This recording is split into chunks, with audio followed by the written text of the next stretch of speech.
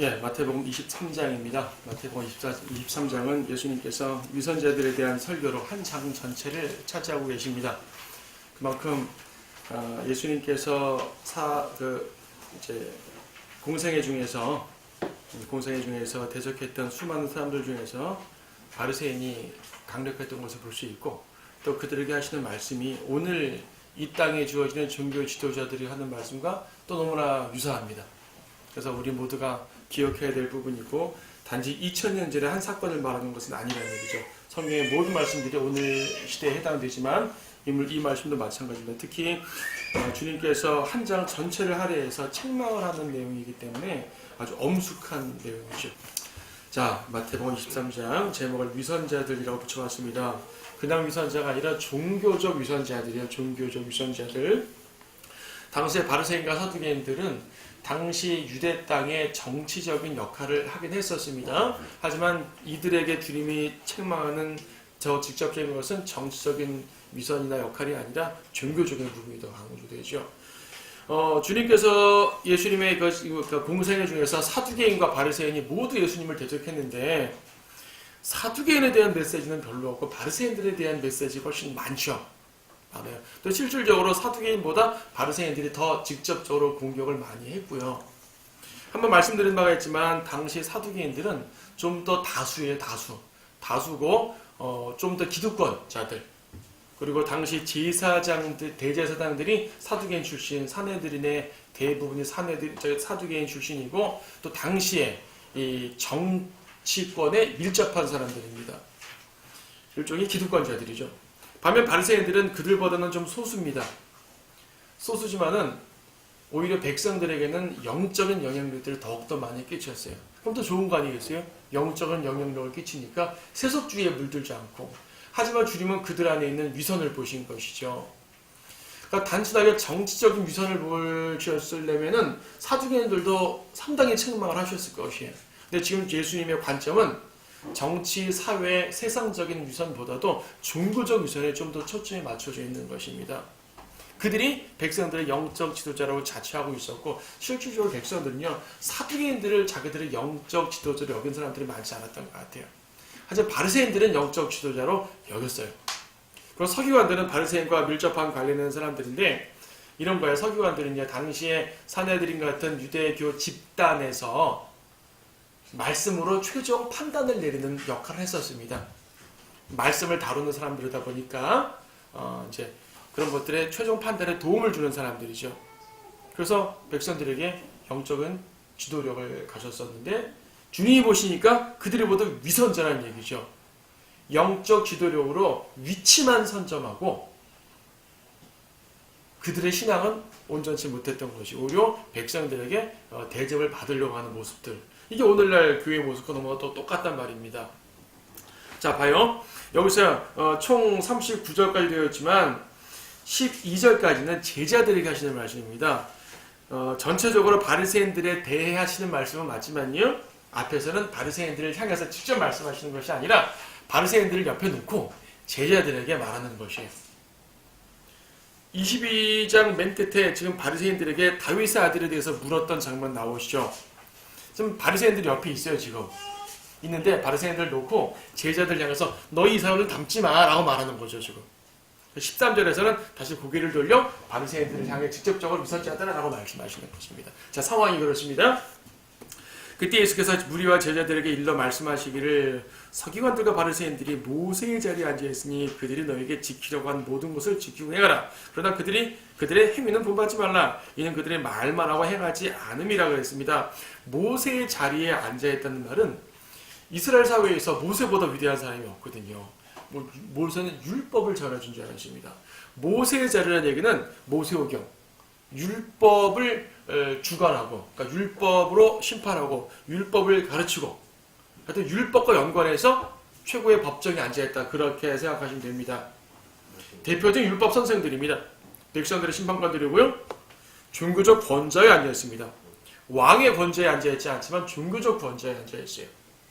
종교적 권좌가 무서운가, 세속적 권좌가 무서운가, 단순한 그 군사력으로 말하면은 세속적 권좌가 더 무섭겠지만, 이스라엘이라는 신정국가 사회, 하나님을 믿는 종교적인 사람들 사이에서는 세속적 번좌보다 종교적 번좌가 더 위험하죠. 지금도 그렇잖아요. 종교적 번좌에 대해서는 맹목적인 복종을 합니다. 사람들이. 굴림을 합니다. 4절 보니까 이는 그들이 지기 힘든 무거운 짐을 묶어서 사람들의 어깨에 지워놓고 자기들은 그것을 옮기는데 손가락 하나도 데려가지 아니하니라. 백성들 위에 굴림해서요. 그들을 다스리고 대접받으려고 하는 것입니다. 무엇인가 바른 말을 하는 것 같지만 자기들에게는 하지 않고 백성들에게 의무감만 주죠. 사실 이들은요. 자기들의 위치를 상당히 공고히 했습니다.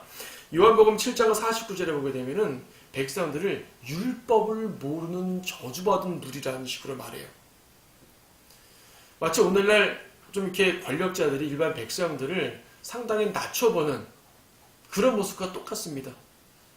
백성들은 아무것도 몰라. 무식한 백성들이야. 그들은 우리 말을 듣기만 하면 돼. 이거죠. 자기들의 권력을 잡고 자기들의 영적인 부분을 꽉 잡고 있으면서 내 말만 들으면 제대로 되는 거야 라고 말하면서 맹종을 강요하는 것이죠. 백성들은 잘 모르니까 또 듣습니다. 그들이 행하는 모든 이런 5절 사람들에게 보이려는 것으로 가죽송구함을 크게 만들어 지니고 옷단을 넓혀 있느니라.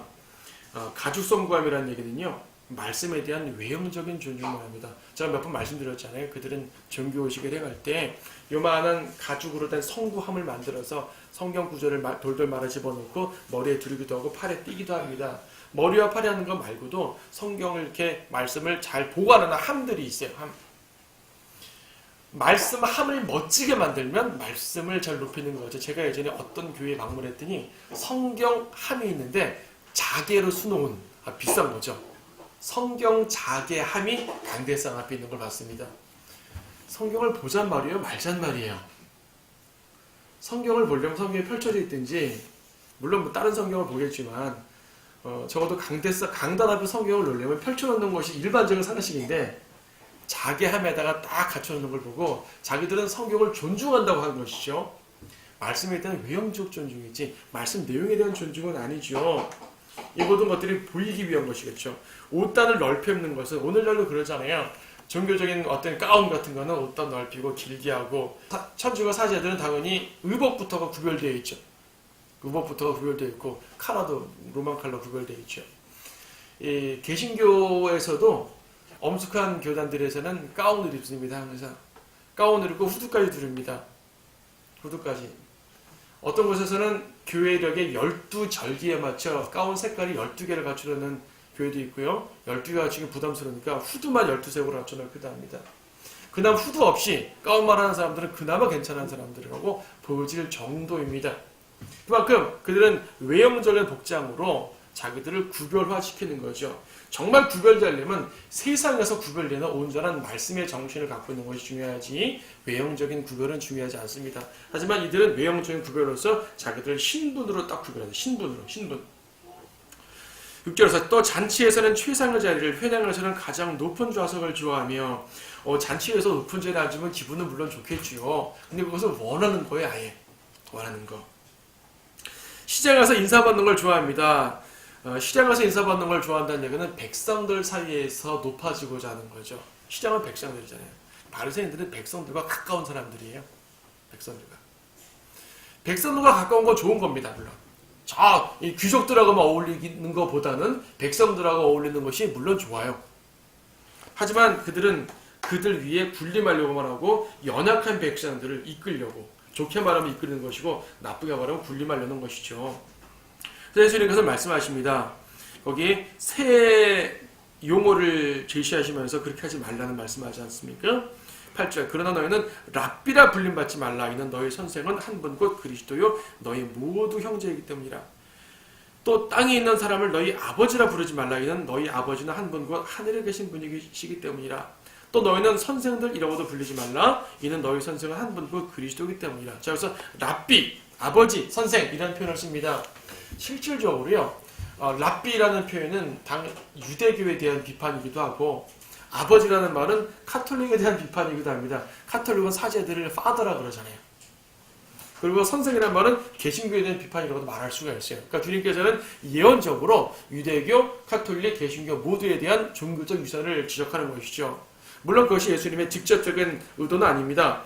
선생, 아버지, 랍비, 선생, 아버지라는 말은 모두 뭐냐면 신분적인 계층이에요. 랍비라는 표현은 종교적인 신분을 딱 두드러지는 명칭입니다. 아버지라는 말은 역시 종교적인 것인데 종교적 신분으로서 존경과 우상과의 개념까지 포함되어 있어요. 생각해 보세요. 자기의 친아버지가 아닌데 아버지라고 부른다는 얘기는 얼마나 큰 존경을 갖는다는 말이죠. 아버지란 말은 일종의 정말 수장이고요. 나의 모든 것을 주관하는 자란 말이고 조금 더 들어가면 신격화입니다. 신격화. 그러니까 랍비들은요, 이 당시의 종교 지도자 바리새인들은 그러한 모습으로 추앙을 받았습니다. 백성들에게. 자, 여러분 이런 말씀 보게 되면요, 오늘날 여러분들이 알고 있는 세속적인 종교 지도자들, 여러분이 개인적으로 아는 누구누구 혹은 모르는 누구누구라도 오늘날 교회들의 모습을 연상시킬 수가 있을 것입니다. 보면서 이거 정말 그런 사람들의 모습이구나 딱딱 보일 것이요. 아예 랍비나 아버지라는 말은 신분적인 체계를 딱 갖춰서 말하자면 이제 니콜라파죠. 나와 당신들은 다릅니다. 신분적으로 딱 다루는 것이고, 선생이란 말은 좀 더 실제적인 견지에서 자신을 높이는 것입니다. 내가 더 많이 하고 당신들은 모르잖아요. 내 말 들으세요. 그 말입니다. 당신 나보다 성경 많이 읽었어요? 당신 나보다 더 많이 알아요? 이러는 거죠. 그래서 지식으로서 상대방을 누르는 것이고, 당신 신학 공부 안 했잖아요. 헬라어 알아요? 영어 알아요? 하면서 이제 신학 알아요? 하면서 막 자기들의 지식을 가지고 백성들을 이제 자기 밑으로 집어넣으려는 거죠. 앞에 랍비 아버지 같은 경우는 신분적으로 딱 구별해 놓은 것이고, 선생이란 말은 지식을 통해서 실제적으로 차별을 두려는 모습입니다. 주님께서는 8절에서 분명히 말씀하십니다. 너희는 모두 형제다. 이 말은 뭐냐면요, 오늘날 소위 말하는 사역자들, 목사 이런 사람들 있잖아요. 선교사. 소위 사역자들은 사람들은 신분으로 생각합니다. 목사와 평신도는 신분의 차이다. 영적 신분. 아닙니다. 역할의 차이입니다. 역할. 신분은 뭡니까? 우리보다 똑같은 성도입니다. 목사나 일반 성도들과 똑같은 성도. 똑같은 형제. 똑같은 왕같은 지혜사장. 오전에도 말씀드렸잖아요. 기름 부음은 목사들만 받는 것이 아니라 모든 성도들이 구원받을 때 받는 게 기름 부음이에요. 동일합니다. 동일합니다. 사역에 별도의 사역을 시키게 되면 주님께서 별도의 은사를 주시고 별도의 역할을 할 수 있도록 교회 안에서 역할을 할 수 있도록 주님이 필요한 은사를 주시는 것이지 신분적인 차이라는 것이 아니란 얘기지요. 목사는 역할입니다. 신분, 어떤 이제 영적인 신분에 구별되는 신분 개념이 아니란 얘기지요. 그래서 사람들이 영적 권위를 강조하는 것. 영적 권위라는 말 자체가 틀린 말은 아니고 권위라는 것 자체는 필요하지만 이상하게 영적 권위를 막 강조하는 분들이 있잖아요. 영적 권위를 강조하는 분들. 그들은 바리새인들의 모습을 띠고 있는 것을 볼 수 있죠. 하나님께서 주신 정상적인 권위 가운데서 이끄는 것이 아니라 스스로 권위를 높이기 위해 영적 권위 하는 사람들은 바리새인들이에요. 12절에서도 주님께서 분명히 말씀하시는 것은 11절, 12절 너희 가운데서 가장 큰 자는 너희의 종이 되어야 하리라. 이거 앞에서도 봤어요. 야고보 요한이 높아지려고 했을 때 주님은 책망하셨습니다. 누구든지 자신을 높이는 자는 낮아질 것이요 자신을 낮추는 자는 높아지리라. 예. 우리가 보통 황금률 그러잖아요. 황금률. 남에게 대접받기 원하는 만큼 대접하라 라는 마태복음 7장 말씀을 일반적으로 황금률이라 말하는데요. 사실 사역자들의 황금률이 이거예요. 자신을 높이지 말고 낮추고 종이 되고, 사역자란 말 자체가 뭡니까? 주님의 종이란 말이잖아요. 너희의 종이 되라 이런 표현을 쓰셨습니다. 실질적인 황금이라고. 모든 사역자들이 이 말씀을 마음속에 굳게 새기기만 한다면 오늘날 교회가 이렇게 타락하지 않았을 거라고 여겨집니다. 자, 이 말씀을 예수님께서는 바리새인들을 바로 옆에 두고 제자들에게 바리새인들을 가르치면서 이제 훈계를 주신 것이에요. 이걸 듣고 있는 바리새인들의 마음이 어떻겠습니까? 지금 우리를 욕하고 있네, 부글부글 끓고 있는 거죠.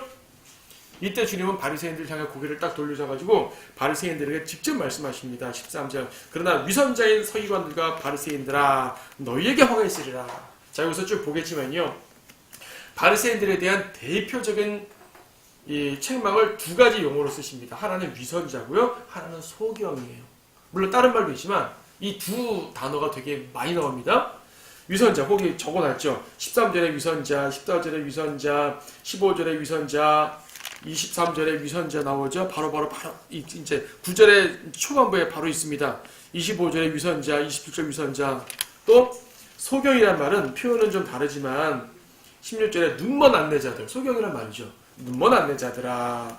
17절도 어리석고 눈먼 자들아 그랬죠. 19절도 어리석고 눈먼 자들아. 24절도 눈먼 안내자들아. 26절도 눈먼 바리새인아. 자, 위선자란 말은요, 언행은 선합니다. 그러니까 언행과 속이 다른 사람을 위선자라고 그러죠. 이 경우 이제 속은 정말 선한데 겉으로만 나쁘게 말하는 사람을 우리는 위선자라 말하지 않아요. 겉과 속은 다른데 속은 되게 경건하고 되게 착해요. 겉으로만 좀 이렇게 거칠게 보이고 왜 그런 분들 계시잖아요. 속마음 잘 표현하는 못하는 분들. 이런 사람을 위선자라 말하지 않습니다. 위선자는 속은 악한데 겉은 선한 사람을 위선자라 말하죠. 자, 소경은 무슨 말입니까? 인도할 자격이 없는 인도자들이죠. 소경이 어떻게 사람을 인도합니까? 인도하려면 자기가 밝히 보고 이끌어야 되는데 자기가 안 보이는데 나 따라와 말이 안 되지 않습니까? 그러면 이들은 자기들이 율법적 지식을 가지고 백성들을 이끈다고 하지만 사실은 율법적 지식으로 이끌 수 있는 사람들이 아닙니다.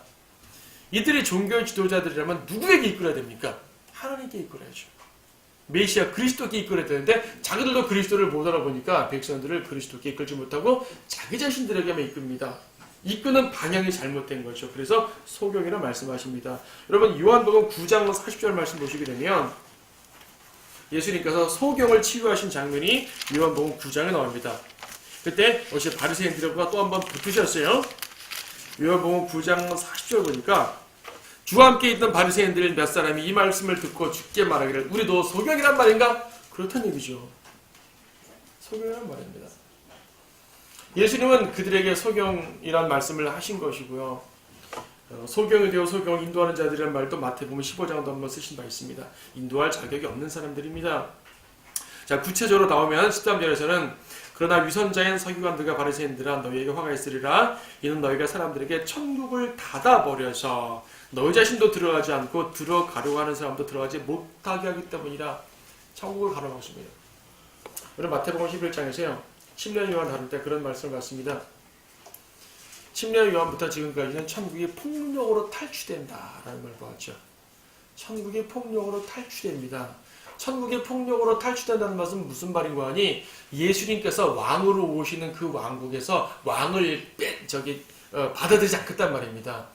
왕을 보내셨는데 왕을 거절하고 자기들이 왕의 지위에 있겠다는 말이죠.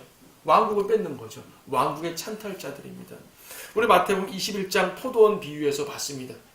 포도원 농부들이 주인이 보내는 종들을 죽이고 때리고 아들까지도 죽였다 그랬지 않습니까? 그 모습. 왕국 찬탈자들입니다. 천국을 닫아버렸죠. 자기들도 못 들어가고 들어가려는 자들도 못 들어가는 사람들. 14절에서는 위선자인 서기관들과 바리새인들아 너희가 화했으리라. 이는 너희들이 과부들의 집을 삼키며 남들에게 보이고자 길게 기도하기 때문이라. 남들에게 보이고자 길게 기도한다는 말은 조금 더 종교적이라는 말이죠. 짧게 기도하는 사람보다 좀 길게 기도하는 사람이 좀 더 멋져 보이기도 할 거예요. 저분은 참 기도할 게 많은가 보다. 주님과 기도 많이 하는 분인가 보네. 길게 기도해서 종교적으로 보이는데 그 사람은 과부들의 집을 삼킵니다. 과부들의 집을 삼킨다는 것에 대한 직접적인 말씀은 로마 가톨릭에게 잘 적용돼요. 그 사람들은 이제 남편이 죽었어요. 예를 들어서. 그러면은 아내가 과부가 됐는데 당장 아이들을 어떻게 키워요? 즉 성경에서 과부란 얘기는 가난하다는 말의 대명사예요. 물론 부자 과부 될 수도 있지만 성경에서 말하는 당시 유대 사회에서요. 그럼 그 사람들을 착취합니다. 카톨릭은 어떻게 착취하냐 하면은 당신의 남편은 지금 연옥에 가 있어요. 연옥에 가 있는 남편을 빨리 천국으로 올려보내려면 그들을 위해 기도해 주셔야 됩니다. 첫째 기도하면 빨리 올라갈 수 있어요. 그래서 그 남편분이 한 50년 동안 연옥에 있다가 천국으로 올라갈 수 있는데 당신이 기도하면 10년 단축될 수 있어요. 근데 조금 더 단축되는 방법은 뭐냐면요. 헌금을 하면 됩니다. 남편을 위한 면죄부를 사세요. 그러면 30년 단축될 겁니다. 이런 식으로 말하는 거죠. 뭐 직접 저 30년, 20년 이런 말 표현 쓰지 않지만 하여튼 단축시키는 겁니다. 조금 더 단축시키려면 그를 위해 미사를 드려주면 돼요. 이건 천주교 교리에 직접 나온 내용입니다. 그를 위해 기도해 주거나 그를 위해 면죄부를 사거나 그를 위해 미사를 드려주거나. 그러면 당연히 자기 사랑하는 남편이 빨리 천국으로 가길 바랄 거 아니겠어요. 있는 돈 없는 돈 다 들여서 헌금 낸단 말이죠. 면죄부 산다는 얘기죠. 과부들의 집을 삼키는 실제적인 모습이 로마 카톨릭에 나타났습니다. 그러면 카톨릭만 그런가? 일반 개신교는 면죄부라는 건 말을 하지 않지만 실질적으로 어떻게 합니까? 얼마나 많은 가정들의 돈을 갈취합니까? 교회 다닌다 하게 되면 일단 교회 다녀? 돈 내야겠네. 이 말부터 딱 떠오르는 사람들 되게 많아요. 당신 교회 다녀? 11조 내야겠네요. 이 말부터 딱 떠오르는 거죠. 부담을 주는 것입니다. 실질적으로 많은 교회에서 헌금을 강요함으로써 과부들의 집을 삼키는 그런 모습을 보이고 있죠. 그래서 그러면서도 더 종교적으로 보이고요. 그래서 위선자라 말합니다. 15절에서는 너희가 한 사람의 계종자를 얻으려고 바다육지를 다니다가 얻고 나면 그를 너희보다 2배나 악한 지옥의 자식으로 만들기 때문이라. 이들은요 또 얼마나 열심인지요. 산과 바다육지를 다니면서 계종자를 찾는 거예요. 회심자를 찾는 거예요. 되게 열심히잖아요. 되게 열심입니다. 많은 이단들이 그렇습니다. 이단들 더 열심히 하는 거 보죠. 오늘날 신천지를 비롯한 수많은 이단 집단들, 사이비 집단들 얼마나 열심입니까?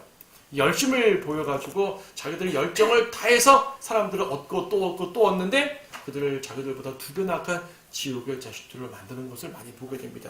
그들에 대한 직접적인 표현으로 볼 수가 있습니다. 16절부터는 탐욕에 대한 부분이 분명히 나오죠. 너희 눈먼 안내자들아 너희가 화해스리라. 너희는 말하기를 누구든지 성전으로 맹세하면 아무것도 아니나 성전에 금으로 맹세하면 빚진 자라. 자, 성전이 있고요. 성전에 금이 있어요. 이들이 말하는 건 이겁니다. 성전은 건물일 뿐이고 그 속에 있는 금, 이게 더 핵심이다. 금 때문에 성전에 가치 있게 보이는 거다라고 생각을 하는 것 같아요. 그 뒤에도 나오죠. 18절 누구든지 제단으로 맹세하면 아무것도 아니나 그 위에는 제물로 맹세하면 죄가 있느니라. 제단은 아무것도 아니고 제물이 핵심이다 라고 말하는 거죠. 근데 주님은 거꾸로 말씀하십니다. 금덩이가 성전 밖에 있으면 거룩한 것이 아닙니다. 제물이 제단 밖에 있으면 거룩한 것이 아닙니다. 제물은 제단에 있기 때문에 거룩한 것이고요. 그 금덩이는 성전에 있기 때문에 거룩해진 겁니다. 근데 왜 이 사람들은 성전보다 금을 더 중요시했을까요? 그들의 탐욕을 좋아하는 모습이 엿보이는 것이에요. 지금 탐욕을 좋아하는 모습이 엿보이는 것이죠. 그래서 17절도 말씀하셨죠. 너희 어리석고 눈먼 자들아 어느 것이 더 크냐? 금이냐 금을 거룩하게 하는 성전이냐? 19절도 너희 어리석고 눈먼 자들아 어느 것이 더 크냐? 제물이냐 제물을 거룩하게 하는 제단이냐? 이들의 위선을 잘 보여주고요. 그러니까 이 율법을 제대로 해석할 수 없는 사람이죠. 무엇이 중요한지도 모르는 사람들입니다. 이들의 배금주의는 조금 더 23절에서 드러납니다. 위선자인 서기관들과 바리새인들아 너희에게 화있으리라. 이는 너희가 박하와 아니스와 퍼민의 11조를 마치면서 농작물의 11조를 마친다는 얘기입니다. 농작물의 11조를 마치면서 율법과 공의와 자비와 믿음에 더 중요한 것을 빠뜨렸기 때문이라. 자, 11조와 그 다음에 의 있죠, 그렇죠? 율법과 공의와 자비와 믿음, 의. 재물과 의, 뭐가 더 중요합니까? 여러분이 딱 봐도 뭐가 더 중요합니까? 자, 교회에 성도가 나왔어요. 그럼 성도에게 누가 교회에 나왔으면 자 11조 바치세요. 11조 봉투부터 주는 게 맞습니까? 그들에게 복음을 전하고 사랑을 전하고 믿음을 전해주는 게 우선입니까? 양육이 우선이에요. 그들에게 헌금의 의무를 주는 게 우선이에요. 당연히 양육의 우선 아니겠습니까? 말씀을 전하고 그들을 양육시키는 게 우선이고 그들이 자원함으로써 헌금을 내면 좋은 것이로되 그것이 먼저가 되어서는 안 되죠. 하지만 보통 교회들 교회 등록하는 즉시 헌금 봉투에 이름이 쫙 세워져 가지고 쫙 꽂혀지게 되죠. 의무감부터 주게 됩니다. 여기서요. 이들은 이제 11조 얘기를 나왔는데 물질적인 재물을 강조한 것입니다. 신앙의 정신보다 물질적인 재물을 강조했어요. 주님은 그러지 말아요. 그게 잘못됐다는 얘기입니다. 근데요, 여기 보게 되면 그 마지막 문장이 있지 않습니까? 너는 이것들도 마땅히 행하고 또 저것들도 버리지 말아야 하리라. 이 말 보고 거봐라 11조 어쩌다 하긴 하란 말이잖아 이 말이죠. 자, 11조와 공의 이 두 가지를 놓고 말할 때 주님께서는 공의가 중요하다라고 이미 설교를 하신 것이에요. 근데 그렇다고 이 헌금을 내지 말란 말은 아니니까 둘 다 하긴 해라라고 말했는데 아무리 둘 다 하긴 해라고 했어도 주님의 심정은 어디에 액센트가 들어가 있는 겁니까? 공의 액센트가 들어있죠. 하지만 헌금 강조하는 자들은 이 뒤에 말 하나를 붙들고 봐라 11조 내야 되는 거야. 헌금은 내야 되는 게 맞아. 헌금은 강조해야 되는 게 맞아 하고 오히려 그 부분에 대한 강조점으로 이 구절을 인용하고 있는 것이에요. 이 구절은 11조 강조를 위한 목적으로 주어진 구절이 아닙니다. 이 구절은 공의를 강조하기 위해 주어진 구절이지 11조를 강조하기 위해 주어진 구절이 아닌데 사람들은 이 구절을 근거로 11조를 강조하는 설교를 한단 말입니다. 그러면 바리새인이에요? 아니에요? 바리새인인 것이죠. 자, 미카서 6장 말씀이세요. 미카서 6장 말씀.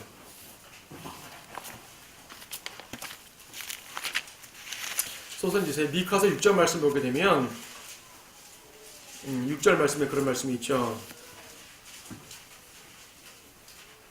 내가 무엇을 가지고 주 앞에 나아가며 높으신 하나님께 절할까? 내가 번제물들 곧 1년생 송아지들을 가지고 그분 앞에 나아갈까? 주께서 수천의 순양이나 수많은 기름의 강들로 기뻐하실까? 내가 내 죄과로 인하여 내 첫 태생을 내 혼의 죄로 인하여 내 몸에 열매를 드릴까? 내가 제물로 다가가야 될까라고 고민하는 것입니다. 내가 어떻게 주님께 다가가지? 제물을 가지고 가야 되나? 근데 8절 보니까 오 사람아 그분은 무엇이 선한 것인지 내게 보여주셨으며 또 주께서 내게 요구하시는 것을 보여주셨으니 오직 의롭게 행하고 자비를 사랑하며 내 하나님과 함께 겸손히 행하는 것이 아니냐. 그렇죠. 주님께서는 형식적 종교생활보다 의를 행하라는 것을 더 강조하신 것이죠. 주님의 강조를 무시하고 그래 11조 해야지 제물 바쳐야지 이것만 강조하는 사람들은 바리새인적 요소가 있다는 사실을 알아야 됩니다. 엄밀히 말해 신학적인 11조 규정은요. 신학성 마태복음 이후에 사복음서 이후에 그러니까 바울 서신에서 11조라는 단어가 사실은 없어요. 신약적 11조는 헌금이라는 큰 틀 속에서 드리면 되는 것이에요. 헌금이라는 큰 틀 속에서 자원함으로 드리면 되는 것입니다. 율법적 규정으로 드리는 것이 아니라 자원함으로 드리면 되는 것이죠. 네, 드리지 말라는 것이 아닙니다. 자원함으로. 근데 이 구절 가지고 오히려 강조하면 곤란하다 이겁니다. 그런 사람들이 바로 하루살이는 걸러내고 낙타는 삼키는 사람들이에요. 하루살이를 걸러낸단 말이 무슨 말인 거 아니? 작은 거에 집착한단 말입니다. 율법의 커다란 부분은 설렁설렁 넘겨버리고 작은 거에 첨예한 거에 집착해가지고 그 부분만 교리로 발전시켜가지고요. 네. 바로 성경을 좀 공부한다는 사람들이 빠지고 쉬운 오류가 그겁니다. 정말 큰 주님께서 강조하신 사랑, 공의, 복음 놓쳐버릴 때가 너무 많은 것이죠. 주님의 강조가 무엇인지 알아야 됩니다. 율법의 작은 부분들을요 자기들의 이익을 위해서 강조했습니다. 그래서 25절부터 보더라도요 그렇죠. 위선자인 서기관들과 바리새인들아 너희에게 화했으리라. 이는 너희가 잔과 접시에 겉은 깨끗하게 하는 속은 약탈과 방탕으로 가득 차 있기 때문이라. 예 맞아요. 겉이고 속 좁은 자들입니다. 그래서 이 말 자체가 위선자라는 직접적인 해석 아니겠어요? 26절도 잔과 접시 안을 먼저 깨끗히 하라. 그러면 겉도 깨끗하게 되리라. 27절 위선자인 서기관들과 바리새인들아 너희에게 화있으리라. 이는 너희가 회칠한 무덤과 같음이라. 그것들은 실로 겉으로는 아름답게 보이는 안은 죽은 사람의 뼈와 더러운 곳으로 가득 차 있도다. 회칠했단 말은요 멋지게 페인트 칠했단 말입니다. 무덤을 멋지게 꾸몄다는 말이에요. 여러분 산소 공동묘지 가게 되면은 그냥 조그만 봉분이 있고 화려한 봉분이 있죠. 저 얼마나 대단한 사람이 돌아가셨는지 모르겠지만 봉분이 크고 비석도 많이 세워져 있고요. 띠도 둘러있고 엄청납니다. 그 속에 뭐가 들어있죠? 그 속에 있는 것과 조그만 봉분에 있는 것이 다를까요? 화장터에 가도요. 고급스러운 이 봉화남에다가 그렇죠? 고급스러운 모습들 가보니까 이걸 하니까 다 비용이 다르더라고, 위치마다. 예. 뭐, 나름대로 잘 예우하는 마음은 좋지만, 속에 들은 건 똑같죠. 똑같아요. 겉을 잘 꾸민다고 해가지고, 그 속에 있는 것이 깨끗해지는 것이 아니란 말입니다. 자, 이것은 영적 개념이죠. 실질적 무덤에 대한 말이 아니라 영적 개념입니다. 이 사람들은 자신들이 속은 더러고 겉만 깨끗하게 하는 위선자 모습이 마치 무덤에다가 백칠한 것 같은 똑같은 모습이라는 얘기죠. 아무리 멋있는 무덤도 속에 있는 게 시체인 것처럼 바리새인 너희들 겉으로 아무리 위선자인 척 해봤자 너희 속에 썩은 것만 있는 거 다 보여, 그 말입니다. 내적인 모습이 중요하다는 걸. 주님은 그것을 전체적으로 강조하시는 것이에요. 왜 위선자란 말을 쓰였겠어요? 겉과 속에 다르지 말라. 그렇죠. 겉으로 아름답게 보이고 겉으로 온유하게 보이는 사람, 속도 그렇게 하란 말씀입니다. 28절도 말했잖아요. 이와 같이 너희도 겉으로는 사람들에게 의롭게 보이나 속에는 위선과 불법으로 가득 차 있도다 그랬습니다. 29절에서는 이 말씀이 이제 28절까지는요. 바리새인들의 일반적인 위선을 말하는 부분이고 29절부터는 그들이 직접 예수 그리스도를 죽인 살인자라는 말을 하고 있는 것입니다. 그들이 조상 때부터 선지자를 죽여왔는데 이제 너희가 죽일 사람 하나도 남았잖아, 그 말입니다. 지금 위선자인 서기관들과 바리새인들아 너희에게 화 있으리라. 이는 너희가 선지자들의 묘를 세우고 의인들의 무덤을 꾸미며 말하기를 만일 우리가 우리 조상의 때에 살았더라면 선지자들의 피를 흘리게 하는 그 사람들에게 가담하지 아니하였으리라고 하미니 그리하여 너희가 그 선지자들을 죽인 자들의 자손임을 스스로 증거하는 것이라. 우리 조상들은 참 선지자들을 죽였어. 나라면 안 죽였을 텐데. 이렇게 말함으로써 자신들이 선지자들을 죽인 자들의 후임을 증명하는 것입니다. 이들도 역시요. 조상들의 죄를 반성하듯이 하는 말이 아닙니다. 조상들의 죄를 반성한다면 조상들이 죽인 선지자들의 묘를 꾸밀 것이 아니라 선지자들의 메시지에 귀를 기울였어야죠. 그렇죠? 그들이 죽인 선지자의 묘를 꾸밀 필요 없습니다. 아, 우리 아버지가 당신을 죽였군요. 묘를 꾸며주면 죄송합니다가 아니라 그 말씀을 듣고 자기의 삶을 바꾸는 것이, 이것이 옳은 것입니다. 그들은 하지 않습니다. 그래서 위선자라는 것이죠.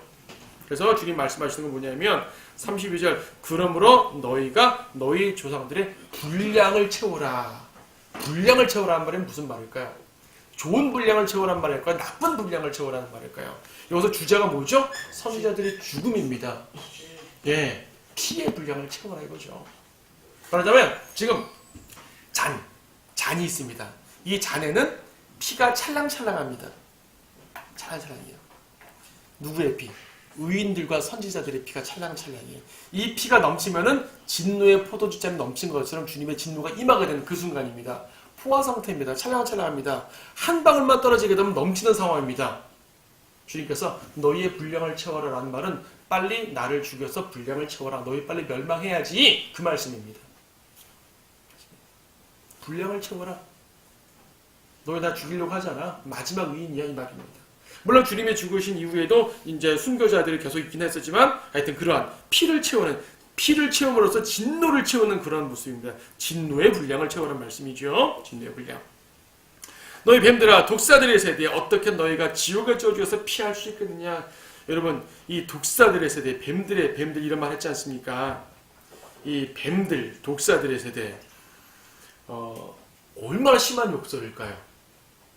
요즘에 학생들, 10대 학생들 말하는 걸 들어보게 되면 그들의 언어의 수식어의 반이 욕이죠. 그렇잖아요. 우리는 그런 걸 들으면서 참 요즘 아이들 말 거칠게 한다 하는데 사실 예수님이 하신 욕설은요. 그 아이들이 하는 욕설보다 더 심한 욕설입니다. 예수님은 엄청 큰 욕설을 하신 것이 욕설을. 오늘날에는 개 XX 하죠. 이 당시에는 뱀 XX란 말입니다. 말하자면 쉽게 말해서. 욕이에요, 욕. 강단에서 함부로 말하기 불편한 욕이란 말입니다. 이 말을 보고 또 어떤 사람들 오해하냐면 봐, 예수님은 거친 설교자였어요. 예수님은 거친 설교자니까 온유하게 말하는 사람들은 위선자고 거친 설교자, 그래서 난 거칠게 말할 거야. 여러분 절대 오해하시면 안 되는 것이요. 예수님께서 제자들에게 이렇게 말씀하신 적이 한 번 있었습니까? 찾아봐 주세요. 사복음서에서. 예수님께서 백성들에게 이렇게 말씀하신 적이 있으셨습니까? 누구에게 말씀하신 것이에요? 위선자들에게 말씀하신 것이에요. 바리새인들.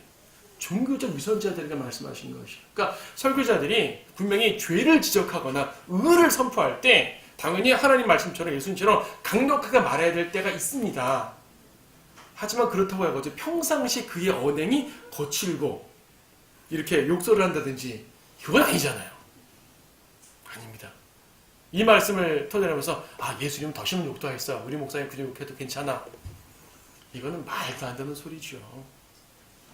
예수님이 누구에게 욕을 했는지를 잘 봐야죠. 선지자가 거친 사람인 건 맞습니다만은 아무에게나 거친 사람은 절대로 아닙니다. 주님은 거친 말도 하셨지만 더 많은 구절들에서 사랑과 온유와 친절을 선포하셨어요. 서신서에서 바울이 훨씬 그런 걸 많이 말씀하시잖아요. 자, 마무리하죠.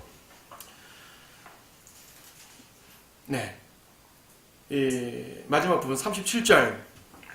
오 예루살렘아 예루살렘아 선지자들을 죽이며 너에게 보낸 사람들을 돌로 치는 자야. 마치 암탉이 자기 병아리들을 날개 아래 함께 모으듯이 내가 얼마나 자주 내 자녀들을 모으려고 하였더냐. 그러나 너희가 원치 아니하였도다. 보라 너희 집이 황폐하여 버림받으리라. 지금 앞에서 말한 이 분량을 채우라든지 34, 35, 36절에 있는 것처럼 계속적으로 의인들의 피를 흘리게 되면 주님께서 심판하신다. 36절에 그랬잖아요. 이 모든 것이 이 세대에 임하리라. 심판이 임하리라. 주님께서는 계속적으로 예루살렘아 예루살렘아 하면서 자기 자녀들을 모으셨는데 그들이 듣지 않았기 때문에 드디어 멸망이 온다는 얘기입니다. 너희 집이 황폐하여 버림받으리라. 두 가지 적용할 수 있어요. 너희 집은 이스라엘 자체를 말합니다. 이스라엘이 멸망한다는 말입니다. 또 하나 너희 집 성전을 말합니다. 집 성전에서 하시는 말씀이거든요. 24장 보게 되면 성전에서 나옵니다. 성전 안에서 하시는 말씀인데 앞에서는 예수님은 성전을 보고 뭐라고 그러시냐면은 내 집은 기도하는 집이다라고 말씀하셨어요. 내 아버지 집, 내 집 이런 식으로 표현하셨는데 여기서는 너희 집이에요.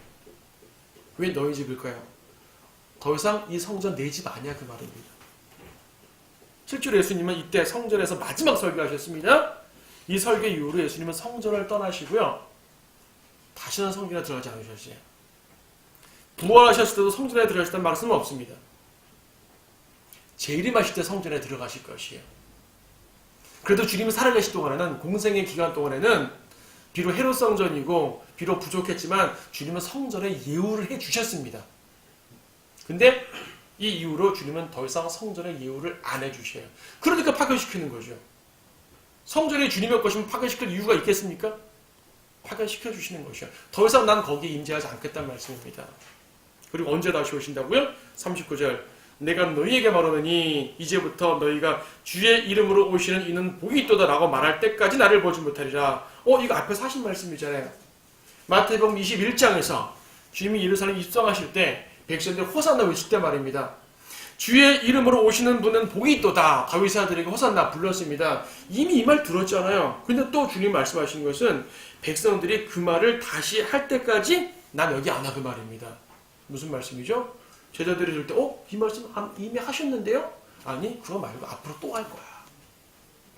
초림 때 백성들이 호산나 찬양했죠. 재림 때 똑같은 주의 이름으로 오시는 복이 있도다 호산나 할 것입니다. 모든 백성이 예수님을 왕으로 맞이하는 그때까지 나는 성전에 오지 않을 거야. 너희가 나를 보지 못하리라. 이 성전에서 나를 보지 못하리라. 난 성전 버렸어. 더 이상 내 집 아니야.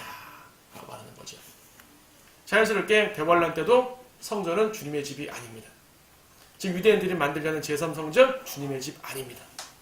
그들은 주님의 집인 양 노력을 하겠지만 주님의 집이 아니고 적그리스도의 집이 될 것입니다. 주님 재림하시면서 적그리스도가 세운 성전 다 부서뜨리고 다시 지으실 것이에요. 그때 온 백성들은 주의 이름으로 오시는 호산나. 과거에는 나귀 타고 오셨지만 이때는 흰말 타고 오시겠죠. 과거에는 자신의 피를 흘렸지만 이때는 죄인들의 피를 흘리시겠죠. 그렇죠. 이 엄청난 말씀입니다. 당신은 그냥 예수님 그 성전 나가시는구나 라는 말일지 모르지만 초림과 재림 사이에 특히 재림을 이제 재림을 앞두고 있는 우리들이 볼 때는 이건 엄청난 말씀이에요. 그래서 24장은 자연스럽게 주님의 마지막 설교, 종말 설교로 이어집니다. 자, 종말 설교는 좀 흥미진진하겠죠? 그건 다음 주에 보도록 하겠습니다. 어쨌든 우리는 이런 말씀을 볼 때마다 재림에 대한 교리도 교리지만은 위선자라고 말씀하신 건 여러분에게 하신 말씀 분명히 아닙니다. 하지만 우리도 자칫 잘못하면 이런 모습을 가질 수가 있잖아요. 항상 반면교사가 되어야 됩니다. 주님이 위선자라고 말씀하신 이런 모든 책망이 나에게 적용되지 않도록 항상 낮은 자세에서 섬기고 성도를 사랑하며 말씀 가운데서 주님을 송축하고 하는 그런 모습들이 우리 안에서 넘쳐나기를 바랍니다. 아멘.